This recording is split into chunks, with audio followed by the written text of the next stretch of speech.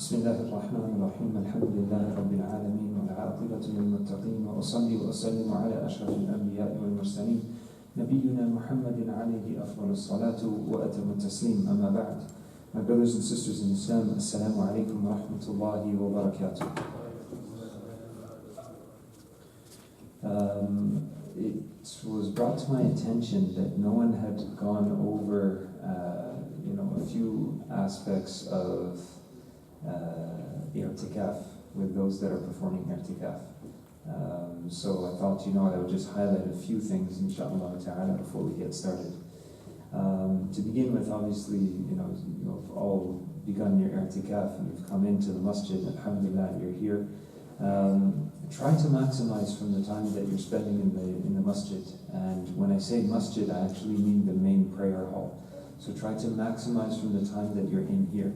You notice that when you're in this part of the masjid, you might not, sit down and socialize or talk so much, but the second you step outside the doors, even though there's nothing so much wrong with being outside the doors, that part of the masjid, you'll notice that, subhanAllah, because a lot of people come in, some people go there and just chill out, and you get distracted from your ibadah and your worship of Allah subhanahu wa ta'ala. So it's best to stay within this part of the masjid.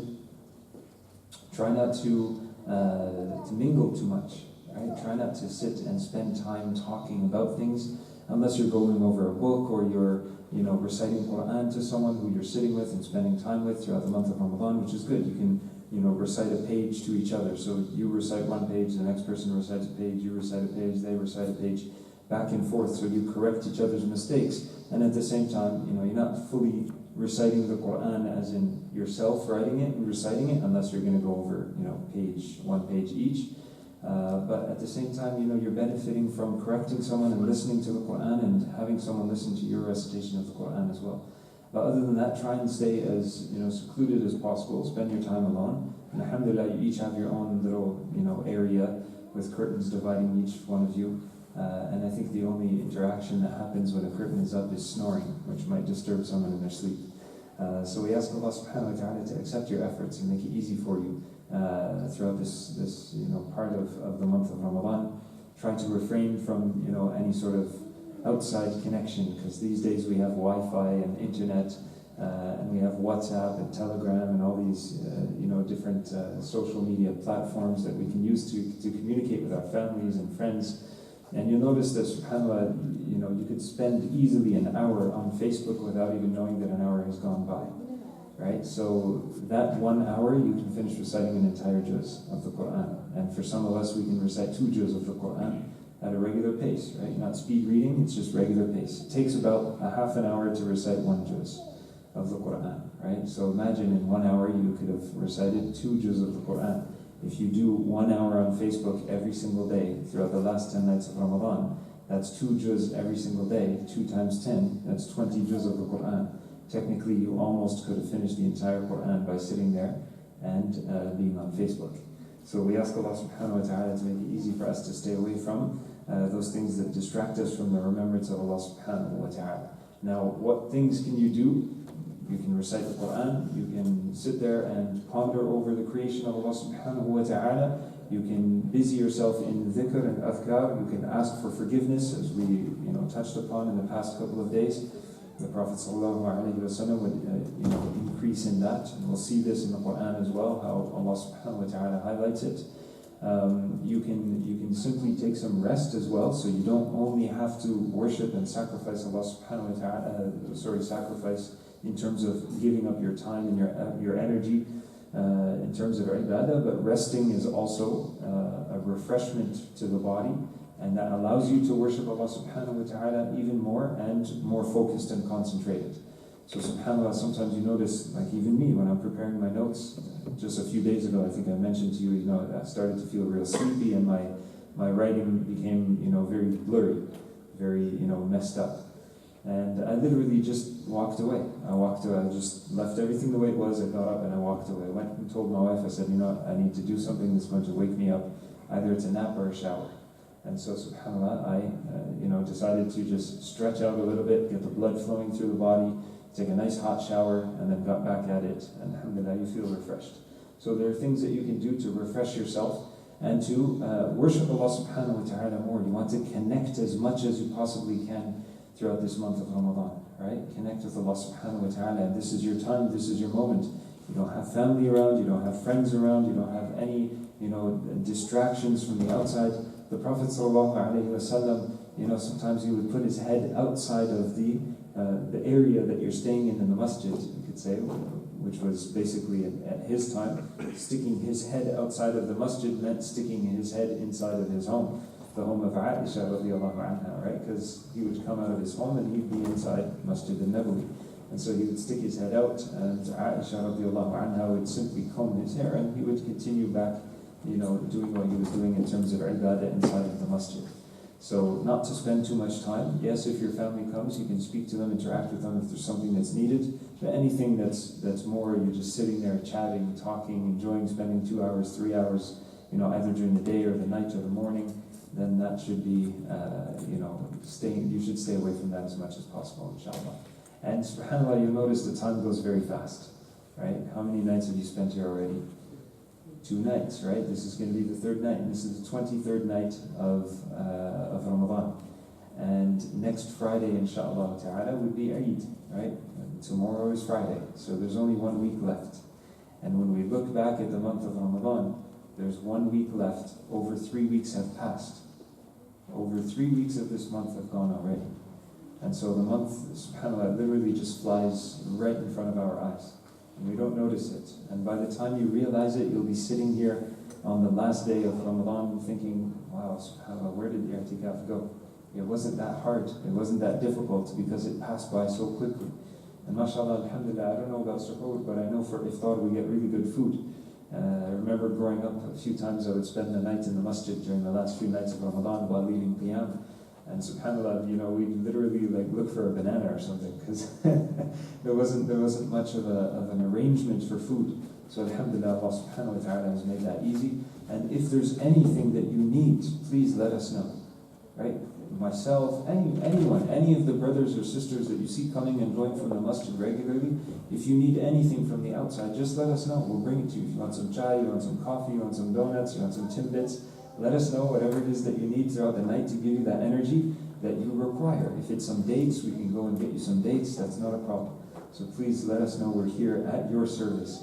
You are, sacrificing to uphold this deen, to get close to Allah subhanahu wa ta'ala, to spend time, connecting. And we ask Allah subhanahu wa ta'ala to make it easy for you, and we want some of that ajr as well. We weren't, given the opportunity to perform i'tikaf this year, but we would hope that we can benefit in some way, shape, or form from serving you during your time in i'tikaf.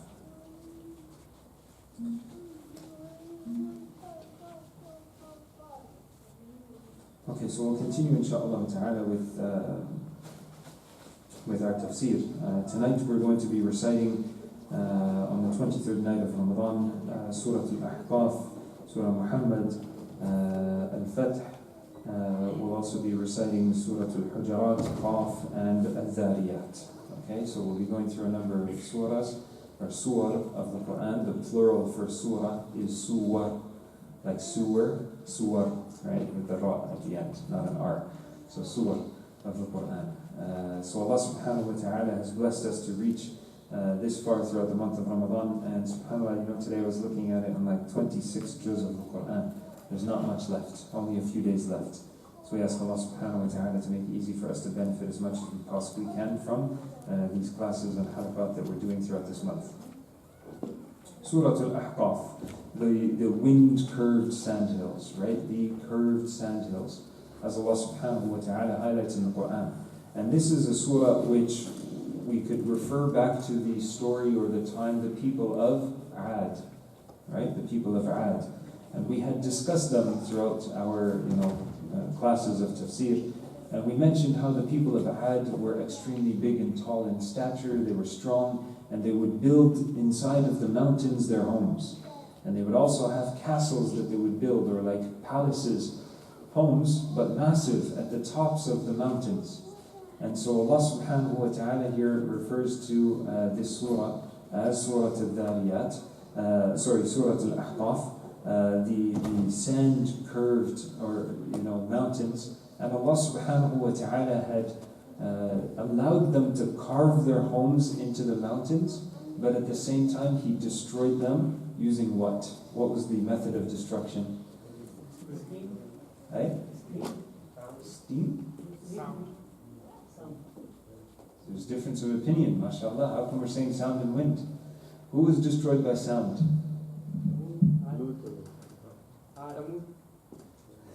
I love this. What do we do when there's difference of opinion? No, we do homework. We do homework because we've gone over it so many times it's mentioned in the Quran. Right? So this is homework for tomorrow. And you should know the answer to it because we're talking about the surah. But for those that don't, this is homework. And I expect you to do your homework tonight because most of the other nights you haven't. And tomorrow I just ended telling you the answer anyways.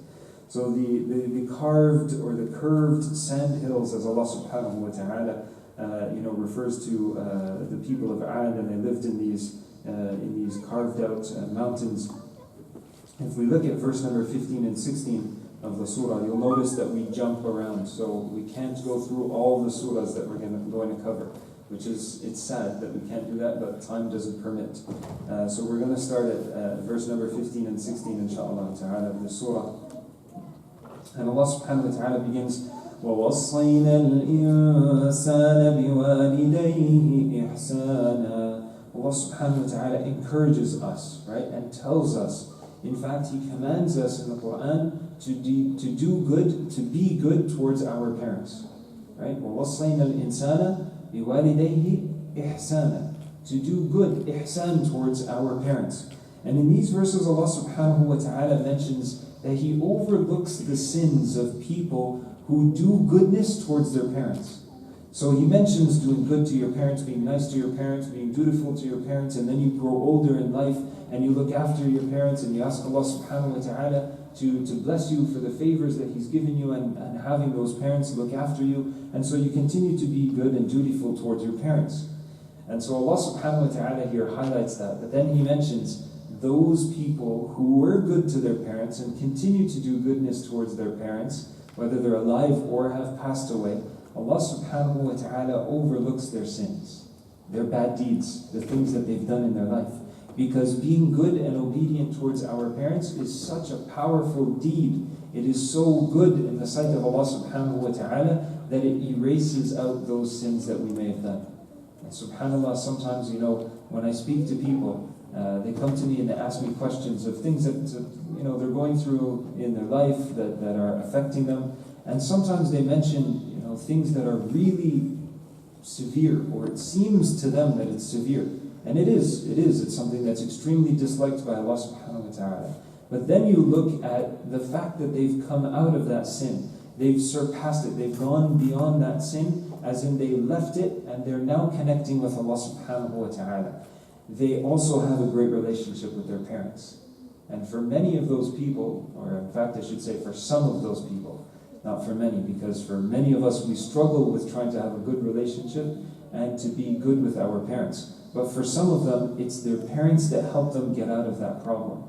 And so they're so close with their parents. And their parents are the ones, obviously, parents love us. Parents always want us to come out of our difficult moments and to come out of the sins that we're committing. But those that actually, give in to the help that their parents are offering, and they get closer to their parents, you'll notice that subhanAllah, Allah had given that person a rough road, and they went down this rocky road with all these sins that they were committing. But then their parents had helped them to come out of that rocky road onto a nice paved, smooth highway. And that highway takes them straight to Jannah, because they had left those sins and gotten closer with their parents, only to realize through the closeness of their parents, Allah subhanahu wa ta'ala overlooked the sins that they committed. He overlooks the sins that they committed because they allowed their parents to help them through those rough times and rough moments. And this is advice for all of those people, especially some of the sisters who ask me, they come and they ask questions, myself and many others, right? They ask questions about how they may have been, undutiful towards their parents. They were not good and obedient towards their parents and treated them very badly. And now they feel ashamed and they feel as though Allah subhanahu wa ta'ala rejects them. And I highlight this because it's a problem, especially more so amongst our sisters. mainly because sisters feel very emotional and they're emotionally attached. And so they feel that Allah subhanahu wa ta'ala would reject them because of what they've done in their past, and they feel so ashamed to go and to make up to their parents, to go and talk to their parents and to try and get past the problems that they've gone through with their parents, and to show their parents that subhanAllah they've gotten through those rough moments and now they've changed, they're better people, but they feel so much regret inside of them that they fail to go back to their parents. And so Allah subhanahu wa ta'ala tells us here, go to your parents, because with the help of your parents and with the obedience of your parents, by going through good times with your parents and making them feel good, Allah subhanahu wa ta'ala will overlook the sins that we've committed in our past. And so we have to try and respect our parents as much as possible in that regard. Verses 17 to 20, Allah subhanahu wa ta'ala responds to those who are undutiful towards their parents by letting them know that they will be humiliated. On the Day of Judgment, Allah subhanahu wa ta'ala will humiliate those who were bad towards their parents, who disrespected their parents, who were not dutiful towards their parents, who harmed their parents, who would constantly say things that would hurt the feelings of our parents. And you notice, as we highlighted before in the Quran, Allah subhanahu wa ta'ala says, وَلَا تَقُلْ لَهُمَا أُفْ. Don't say uff. What is uff? Uff at our time is like going, ugh. Right? It's just like sighing. Just to sigh, like you're so annoyed. Like they tell you to buy milk, and it's after Qiyam al-Layl, and you're on your way home, and you look at your watch, and you only have 30 minutes left to eat, and your parents send you a text message and say, can you buy some milk? We have no milk at home. And you're thinking, well, it doesn't bother me because I'm not going to eat cereal, I'm lactose intolerant anyways, I'll just have some bread or something. But they want the milk. And you're like, man. Right? Allah subhanahu wa ta'ala says, don't even say that. Allah subhanahu wa ta'ala didn't say, don't feel as though there's a burden upon you. He knows that it's going to feel difficult. He knows that you will feel that, there's so much difficult moments in my life that I have to go through after, looking after my family. Now I have to look after my parents, and they're getting older, but my children are growing up, and I need to spend time with the parents and spend time with the children, and it becomes difficult. But Allah subhanahu wa ta'ala said, don't say uff, which means He knows you're going to feel as though, this is too hard for you, it's a burden upon you. But He's telling us, don't express that burden. Don't express those feelings to your parents, because that hurts their feelings. And they know. Don't you think parents feel bad? They feel bad for their child who's coming home, let's say at 2:30 in the morning after Qiyam al-Layl, and they're sending him a text message, you know what, can you buy some milk? Bring some milk home? They feel bad. Of course they feel bad. They feel like, why shouldn't we be the ones that go out and get it and provide it for our children? Even though the child might be grown up and have a beard or wearing hijab and mashallah have children, right? They still feel it. That's how parents are. I know those who are, a little bit older from amongst us, they can testify and tell us we feel to constantly be doing good for our children, even though they're grown adults and they have children of their own. We still want to do goodness for our children because they're our children. Right? We've seen them at the time when they were babies, and we remember those moments when they were born and when they couldn't sit up and they couldn't crawl and they couldn't do anything on their own, they couldn't eat their own food. Yet, subhanAllah, we still want to do things for them, even though now they're capable of doing it. Right? So Allah subhanahu wa ta'ala shows us these examples in the Quran, that He will humiliate those that don't show duty or respect towards the parents. In the next few verses, Allah subhanahu wa ta'ala goes on to discuss the story of Ad and the people of Ad, and how Allah subhanahu wa ta'ala destroyed them while they were resting. And Allah subhanahu wa ta'ala mentions how they were granted so much of this dunya, but that was taken away from them. We move on to the next surah, inshaAllah ta'ala, surah number 47, which is Surah Muhammad. What does this surah mean in English if we were to translate it? Muhammad. Okay, is there another name for this surah? Yes, what is it? Surah Al-Qital. Yes, so Surah Muhammad is also known as Surah Al-Qital, the surah of the fighting, right? And here in this surah, Allah subhanahu wa ta'ala touches upon fighting a lot, right? Fighting, the aspect of jihad that refers to the battle. Because jihad itself doesn't necessarily refer to fighting.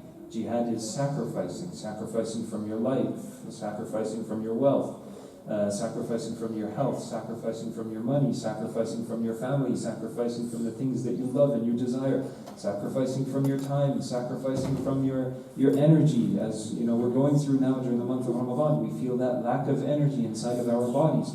Those are all types of jihad. So the word jihad has only been used in one aspect in the media and shown to the rest of the world that jihad means fighting, right? But that's only an aspect.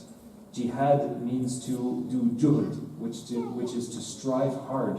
And when a person strives hard, what happens? When you're driving your car and it's a 4-cylinder Toyota Camry, right? And you want to race someone who's driving in a nice, mashallah, Volkswagen GTI, and subhanAllah, you want to race them, and you press on the gas pedal, what happens to your Camry? And it's struggling, right? It's just trying to get up there. And so you're putting strain, you're putting juhd on your engine, you're straining the engine. What happens? You're sacrificing from your car. You're straining the engine, you're taking away from the oil, you're burning some of the oil, you're burning a lot of fuel, you're probably damaging some of the pistons and the piston rings, right? The valves are heating up too much because it's not a car that's made for racing. So you're putting strain on the car just like you put strain on the body. That is jihad. So jihad of your car is to race a car that's not made for racing, right? And it's not to go and to put, guns and stuff like that on it, cannons and, missile launchers and stuff like that, like the world has, portrayed or given the image to the rest of the world. Or the media, I should say, subhanAllah. So here in this surah, Allah subhanahu wa ta'ala highlights the aspects of fighting. And it's right before the surah known as Al-Fath. What is the next surah? Al-Fath. What is that? The victory, the opening of what? The conquering of Makkah. So when Makkah was received by the Muslimin, by the Mu'mineen. So Allah subhanahu wa ta'ala put Surah Muhammad here in verses number 1 to 3. Allah highlights those who disbelieve in Allah subhanahu wa ta'ala. They are the ones who follow falsehood. And those who believe in Allah subhanahu wa ta'ala, they end up following Muhammad, Surah Muhammad. They end up following Muhammad sallallahu alayhi wa sallam, thus following the truth. And the truth is what? The truth is the deen. It's Islam. The word of Allah subhanahu wa ta'ala, the command of Allah, and the sunnah of the Prophet sallallahu alayhi wa sallam. The truth is the deen of Islam, and that is the opposite of falsehood. So those who disbelieve follow falsehood, and those who believe and follow Muhammad sallallahu alayhi wa sallam are following the truth. In verses 16 to 19, Allah subhanahu wa ta'ala talks about the hypocrites, and how the hypocrites are described as having a heart which is sealed. That even if you talk to them about Islam, and you tell them about the oneness of Allah subhanahu wa ta'ala, and they admit that they believe, right? They say that they believe, meaning they're believers, but they're hypocrites. And that's the definition of a hypocrite. A person who claims that they believe, they state that they believe, but inside they don't believe. And so they make it seem to everyone around them that they're believers. They make it seem as though they're praying, but inside they hate to pray. They make it seem as though they're reciting the Quran, but they only do so because people are watching. They make it seem as though they love to fast, but when they're on their own, they hate fasting to the extent that sometimes they might even eat or drink and fill their bellies when people don't know it. But Allah subhanahu wa ta'ala knows. So here Allah subhanahu wa ta'ala talks about the hypocrites and how they're described as having a heart that is sealed.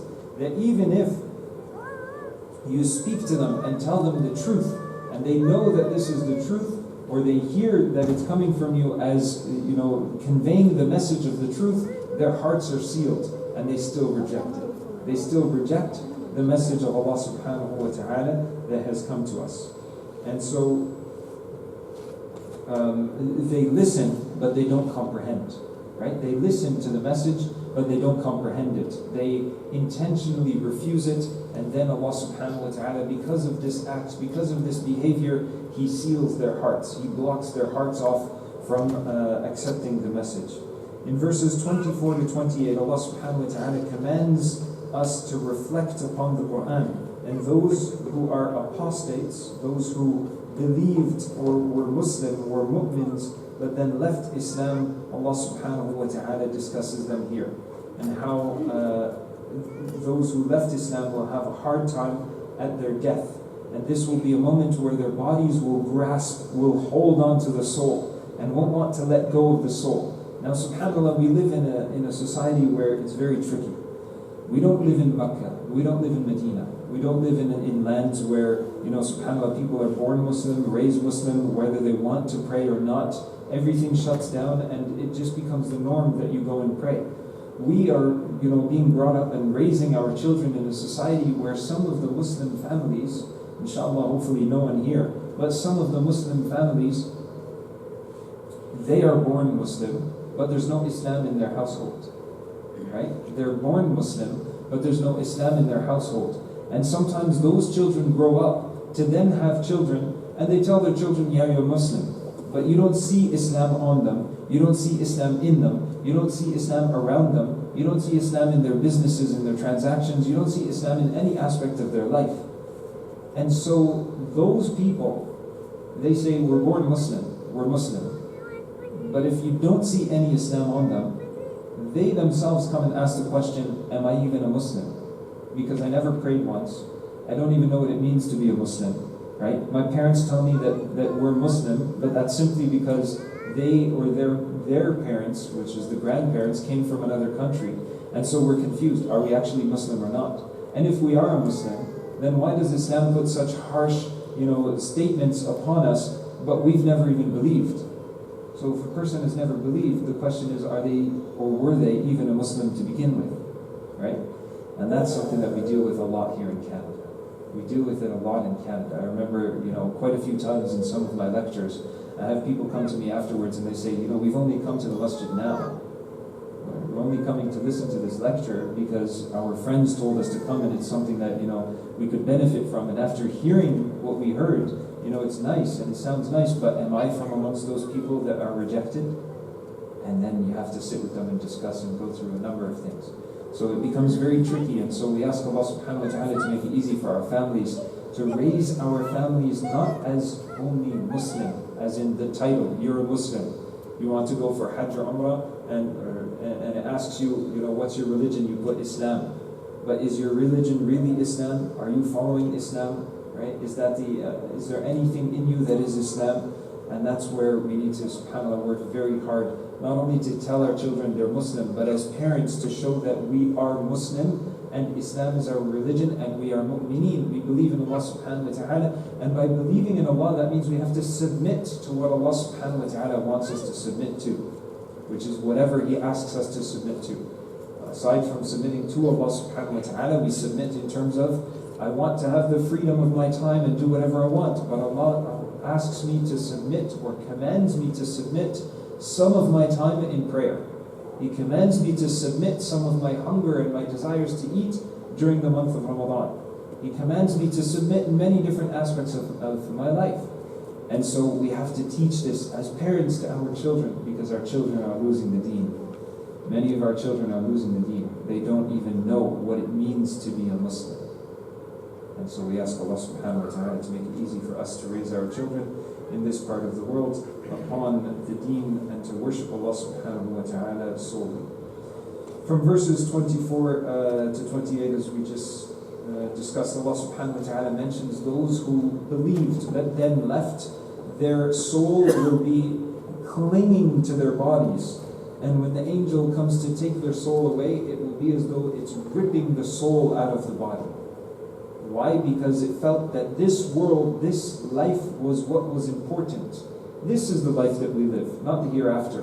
Whereas as mu'mineen, what do we believe? This life is only temporary. There will be a death, as we spoke about yesterday. And then there's going to be Jannah and Jahannam after the day of resurrection, after the day where we will be questioned by Allah subhanahu wa ta'ala. And that point onwards is where we live life. That's the real life.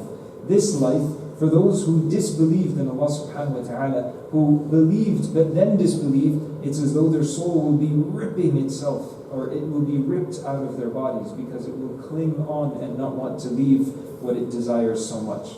And we as mu'mineen, what do we desire? We desire the hereafter, we desire Jannah, right? So when our soul is taken, the stronger our iman, the more we are connected with Allah subhanahu wa ta'ala. When the angel comes to get our soul, the easier it is to come out of our bodies. SubhanAllah, I remember one of my professors in Malaysia, may Allah subhanahu wa ta'ala, bless him and forgive him, and grant him, his grave to be a wide open, sweet-smelling garden of Jannah. At his time of death, subhanAllah, it just came suddenly, right? No one expected it. His sons are actually my friends up until now. We're still in touch daily. And subhanAllah, when their father, one night, he was having pains in his chest, and he told his wife, I'm having these pains, and he's had pain, for a few hours, and then it became a little too unbearable. And subhanAllah, that was the night that, one of his sons had, a conversation with his father about, purchasing a car and getting married and so on and so forth. And he tells his son, he's like, you need to take me to the hospital, something's not right. As soon as they walked through the doors of the hospital, he collapsed right there. And he had a heart attack, right? And then he had a number of heart attacks. And then subhanAllah, he lived another, I believe it was 8 days after that. He was on life support and a number of things happened. And then in Malaysia, they have this thing, because it's, Muslim country or Muslim majority, there's a lot of Muslim doctors, so they got advice from the Muslim doctors from an Islamic perspective. And so subhanAllah, they decided, okay, remove the life support because, mashallah, we benefit so much here in Canada. We have free medical assistance, right? Free medical aid. In other countries, like in Malaysia, you have to have insurance, and your insurance will only cover you up until it runs out, the limit runs out. And so that professor had insurance through the university, but because he was on life support, it cost a lot of money. And so every single day it was costing, tens of thousands of ringgit.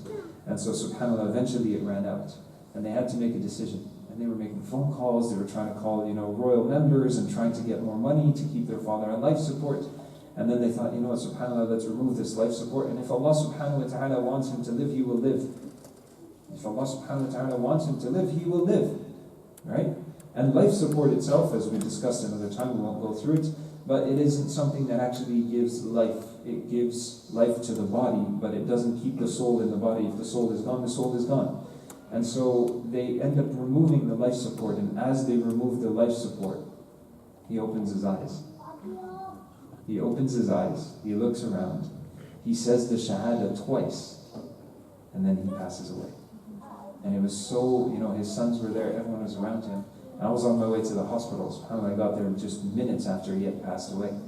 And subhanAllah, that's, a beautiful example of how when Allah subhanahu wa ta'ala wants to give someone goodness, he gives them goodness. They could have kept him for a long, long time on life support. Who knows what would have happened. But this was a person, subhanAllah, I remember this professor in Malaysia. He taught us, when it's time for salah, rush to salah. And many people ask this question. Right now, this time, is the time where there's karaha to pray, right? It's the time where most of us know it's makruh to pray, right? Because it's just before the sun sets. But for someone who did not pray asr, someone who didn't pray asr yet, you have to get up right now and pray. You have to stand up and pray right now. Because there's no guarantee, this professor used to tell us this, there's no guarantee you will live one more minute of your life.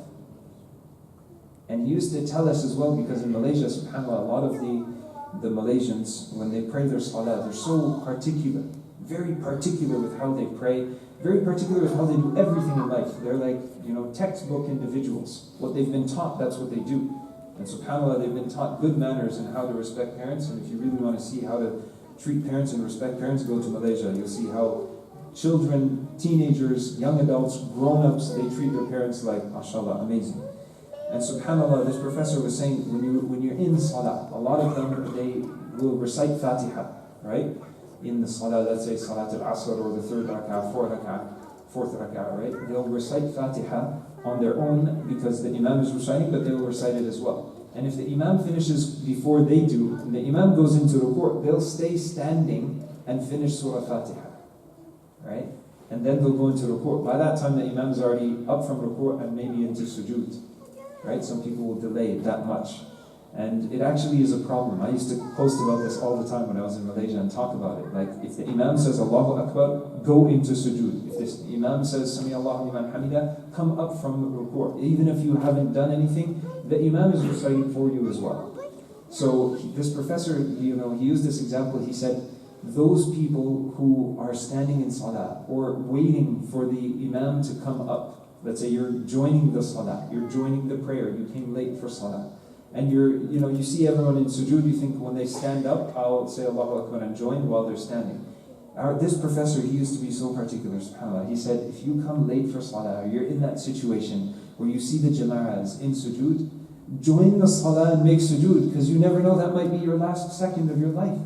And you would die while you're in sujood. Or you could die standing there waiting to pray salah, but you were already late. And salah has started, and you're supposed to join as quickly as possible. Why are you delaying your salah? And subhanAllah, this professor, he was one who was really connected to Allah subhanahu wa ta'ala. In every single lecture that I used to give in Malaysia, inside the auditoriums, because I used to give lectures weekly there on Friday nights, subhanAllah, he would always be sitting right in the front row. In the very front row. This is a professor, PhD, white beard, mashallah, very knowledgeable.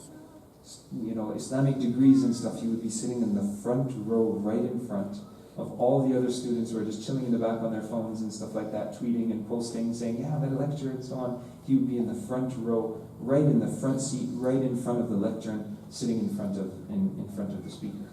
And all the other speakers that would come in and teach on Friday nights and on different nights, because we had we would do Islamic classes and stuff in the auditorium, they could all testify that he was there in the front row as well.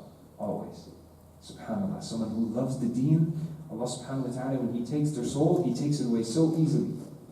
This person was on life support. They removed the life support machine, and Allah subhanahu wa ta'ala allows him to open his eyes, see his family, his children are standing next to him, recite the shahada twice, which calmed the hearts of his family members. Imagine when you pass away, your family is worried about you, worried how your time is going to be in the grave, worried about you, in the hereafter, the barzakh. Imagine if when we pass away, the last few moments of our life is to say the shahada. But not only once, to say it twice. And we know the hadith of the Prophet ﷺ, Man kana akhiru kalamihi la ilaha illallah dakhala al-jannah. The Prophet ﷺ said, whoever's last words are la ilaha illallah, to say the shahada, whoever says that as their last words, dakhala al-jannah, enters Jannah. Now imagine as family members to see this. When I got there, they were all smiling. I'm thinking you should be crying. You guys should be bawling your eyes out. They were smiling. All of them were smiling. They were so happy. And they came and they hugged me, and I was like in tears. I was like, this is someone who we knew so well. And I walked in, subhanAllah, he was in ICU. I walked into the room, and they were all smiling. The brothers, mashallah, Qutayba and Usayd, they grabbed me and they're hugging me. They're like, mashallah, he said the shahada twice, he said the shahada twice. And they were so happy. And they said, look at his face, he's smiling, he's smiling. That's how Allah subhanahu wa ta'ala takes the soul of people who are connected with Allah subhanahu wa ta'ala.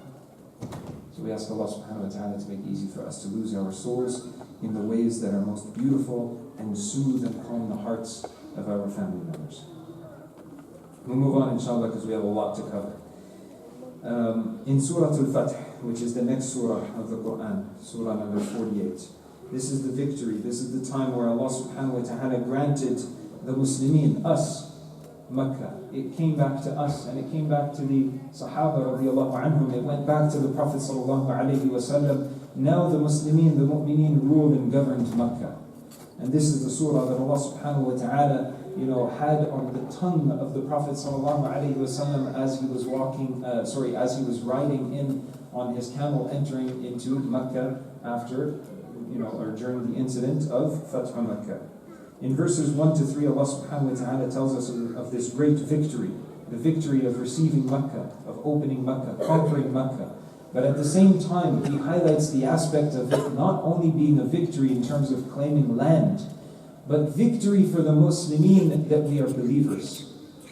That is the real victory. Victory is not to just have a piece of land, to fight over having a piece of land.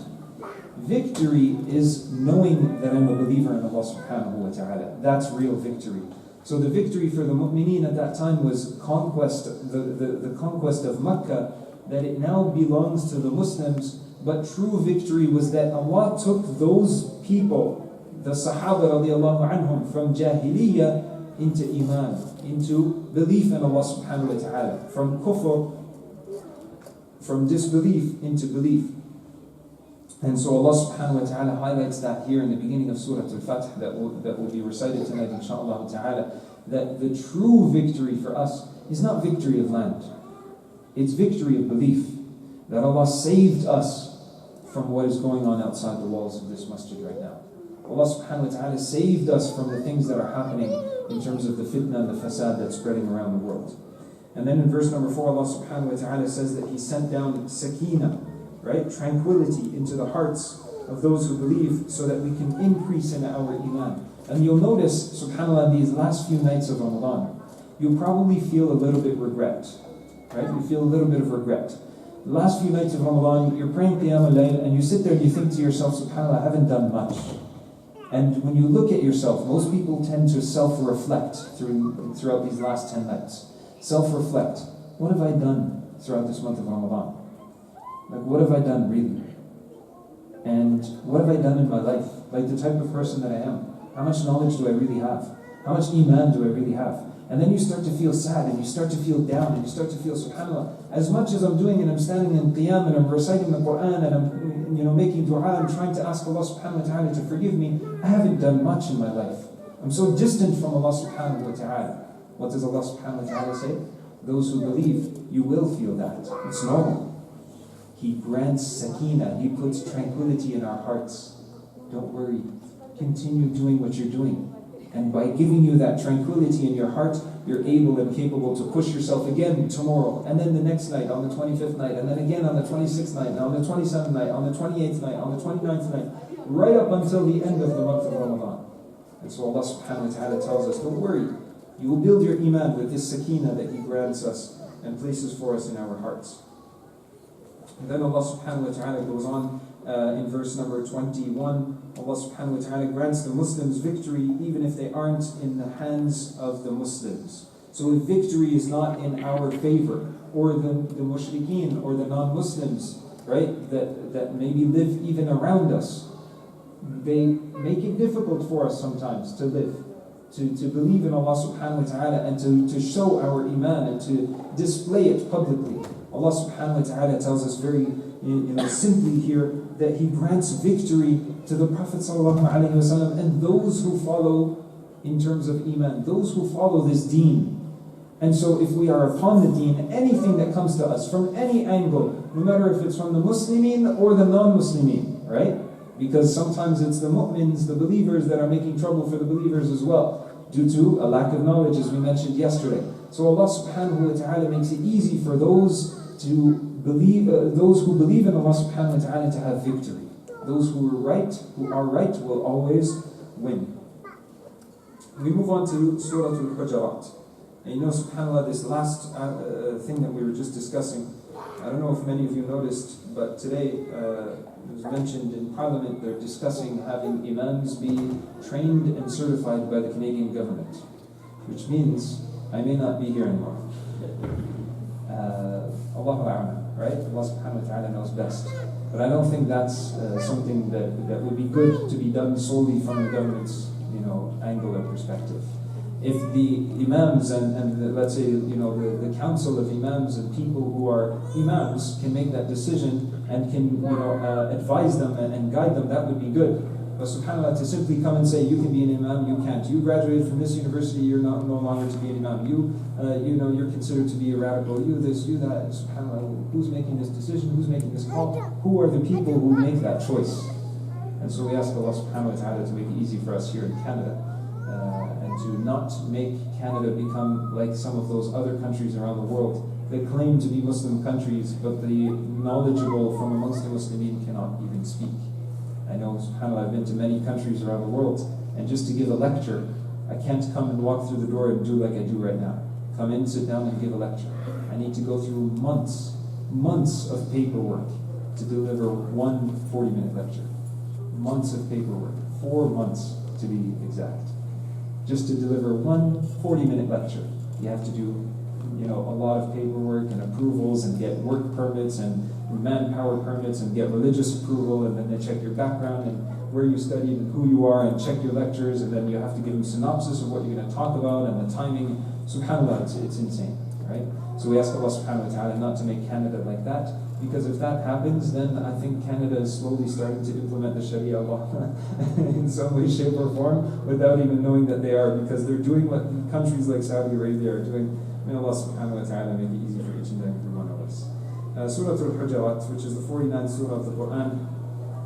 What does it mean, very quickly? The dwellings, okay, the rooms, the places that you dwell. Allah subhanahu wa ta'ala here in the very beginning from verses number 1 to 3 highlights respecting the Prophet sallallahu alaihi wasallam and respecting Allah subhanahu wa ta'ala. But even more so, respecting their decision. So at our time, during the time of the Sahaba, radiallahu anhum, for example, if someone needed to make a decision with regards to something, they would go to the Prophet sallallahu alaihi wasallam, ask him, is this permissible, is this not permissible? During our time, we don't have the Prophet sallallahu alaihi wasallam around. We can't ask Allah subhanahu wa ta'ala and ask the Prophet sallallahu alaihi wasallam. It's not like wahi is just going to come from the sky, right? How do we ask Allah subhanahu wa ta'ala and the Prophet sallallahu alaihi wasallam? We look at the Quran and we look at the Sunnah, and we see, if I want to travel to a certain place, for example, am I Islamically allowed to do so? If I want to purchase something, is this Islamically permissible for me to purchase based on the Quran, based on the Sunnah of the Prophet sallallahu alaihi wasallam? So Allah subhanahu wa ta'ala highlights that there for us in those first few verses. Verses 4 to 5, the etiquettes in speaking to others. Now this is specifically referring to how we speak to the Prophet sallallahu alaihi wasallam, but he is not here, and that was an example for us. He was the leader, he was the imam, he was the person that would lead the ummah. And so today, when we speak to others, the etiquettes and the morals that we learn from the life of the Prophet sallallahu alaihi wasallam, we should continue. Right? It's not that, he passed away, now we can just yell and scream and do whatever we want. And here the Prophet sallallahu alaihi wasallam, Allah subhanahu wa ta'ala is telling us to call upon the Prophet sallallahu alaihi wasallam in ways that are nice. Don't shout out to him, don't yell at him. If he's inside of his home, don't just go. If you're behind a house, behind your house or behind the house of the Prophet sallallahu alaihi wasallam, you just yell for him to come outside because you need something. And in modern terms, this would tie into giving someone a phone call in the middle of the night and saying, hey, you know what, I'm going to have a meeting tomorrow and it's 3 o'clock in the morning, I need to ask you, is this permissible Islamically for me to do so and so thing? Right? And this happens a lot. So respecting time of people is very important as well, right? Everyone has their own schedule. Now of course, the Imams, mashallah, may Allah subhanahu wa ta'ala bless them, they love to give back to the community and love to always help people. And honestly, even for me, it doesn't matter what time of day or night. The brothers that message me all the time, they know I respond. It doesn't matter what time it is. If I'm sleeping, then I won't respond. So Allah subhanahu wa ta'ala, wants us to treat each other with respect and respecting our time and space. In verses 6 to 8, this is important with regards to social media. For all of us that use social media and read articles in the newspaper and so on, Allah subhanahu wa ta'ala here in verses 6 to 8 highlights something absolutely important. Verify the information that comes to you. Always verify the information that comes to you. And remember it in surah, what surah are we covering right now? We're losing track. Surah Al-Hujurat. In verse number 6 to 8, Allah subhanahu wa ta'ala tells us to verify information when it comes to us. Especially when it comes to us from those who don't believe. Right? And today you notice people will go online, see something on Facebook, and start to share it. Share. And then they realize, they look at the date, or someone sends them a message and says, hey, you know what, the date on this is from like 6 years ago. Oh, sorry. Right? And subhanAllah, it happens all the time. So verify the information. Don't just see something, and it happens to us. We get so emotional, we get so passionate about something, we look at it and we start to post about it and talk about it, and we realize, this is like a long time ago, or it's not even true. Right? It's not even true. So verify the information that comes to us. Make sure that we don't contribute to spreading false information. We are not people that are going to be tools to spread false information. We are people who believe in Allah subhanahu wa ta'ala, and we have the most authentic book. Therefore, we are people who verify everything. We look at the dhamma, we look at the fatha, we look at the kasra, we look at the zabar, the zir, the peish. We look at every single letter specifically and particularly. We make sure that everything is done in order. And that's one thing I love about the Malaysians, like I mentioned before, they do everything so particular. SubhanAllah, like even when you come for salah, they have, everything is nice. There's a little, there's a cloth where you put your face down in sujood. so that when you put your face down, your face is on something clean. Every single day, they roll them up, they take them, they wash them, the next day there's a nice new one there. SubhanAllah, so particular in the things that they do. And this is from our deen. Recite, not the placing of things, being particular and things like that. Don't get me wrong. Those are good things, good etiquettes to have, right? But being particular is part of our deen. Okay? Being particular is part of our deen. Allah subhanahu wa ta'ala tells us to pray on time. Being on time is part of being particular. Verses 9 and 10, Allah subhanahu wa ta'ala says to help, Allah subhanahu wa ta'ala helps fix matters according to the truth. So if you notice that someone is doing something that's wrong, make sure that you fix that according to what is right. So if two believers are fighting or disputing amongst themselves and disagreeing with regards to some aspect of the deen or something in life, then make sure that you resolve it based on the truth, based on Islam, whoever is true and right with regards to the two parties that are arguing. And then Allah subhanahu wa ta'ala reminds us in verse number 10 that we are all brothers, that we're brothers and sisters, right? We are an ummah. Obviously, Allah subhanahu wa ta'ala just says ikhwa, meaning ukhuwa. Ukhuwa is brotherhood and sisterhood. It's the family sort of aspect of our deen. In verse number 11, Allah subhanahu wa ta'ala advises us against those who mock, tease, and hurt other people's feelings from amongst the Muslimin, right? Don't mock, don't tease, don't treat each other badly. Don't give nicknames to people that are bad, right? Give them good names, good attributes. Speak to people nicely. Don't tease, don't mock individuals. Okay, it's not from our deen. In verse number 50, in surah number 50. In surah number 50, insha'Allah ta'ala, which is Surah Qaf, and this is obviously Qaf as in the letter Qaf, the Arabic letter, so we can't really translate it unless we write it Q-A-F, right? Qaf. Verses 1 to 5, Allah subhanahu wa ta'ala lists the status of the Quran, or mentions the status of the Quran, and the inability for the mushrikeen to comprehend the Day of Judgment, resurrection, to be more specific. Their inability to comprehend it. They can't understand. How is it that a person can die and then come back from death? This is something that's extreme. This is something that's, doesn't make sense. This is far-fetched, right? It's far-fetched, as Allah subhanahu wa ta'ala highlights. It doesn't make sense, right? That's what the mushrikeen say. And Allah subhanahu wa ta'ala here talks about that and how the believers believe in it. Verses 16 to 22, Allah subhanahu wa ta'ala knows all that we conceal and that we reveal. So whatever we show, whatever we don't show, whatever's in our minds, whatever we're thinking at this very moment, like Daood's taking too long and we want to make dua, right? Allah subhanahu wa ta'ala knows that. He knows everything that's going on in our lives. That doesn't mean that Allah subhanahu wa ta'ala is here right now. No, it means in terms of His knowledge, He's aware of everything. So Allah subhanahu wa ta'ala knows what we reveal and what we conceal inside of us as well. In verses 39 to 40 of Surah Qaf, Allah subhanahu wa ta'ala tells the Prophet sallallahu alaihi wasallam to be patient with what they say, with what the mushrikeen say, what the Quraysh were saying about the Prophet sallallahu alaihi wasallam, and what they say about him and what they say about Islam. And Allah subhanahu wa ta'ala tells the Prophet sallallahu alaihi wasallam to pray, to make sure that he prays his salah. You can read the verses because of time. I'm not reading over the Arabic of the verses. But Allah subhanahu wa ta'ala says to pray. Pay attention to your prayer, the morning, the evening. Make sure that you're praying your prayers.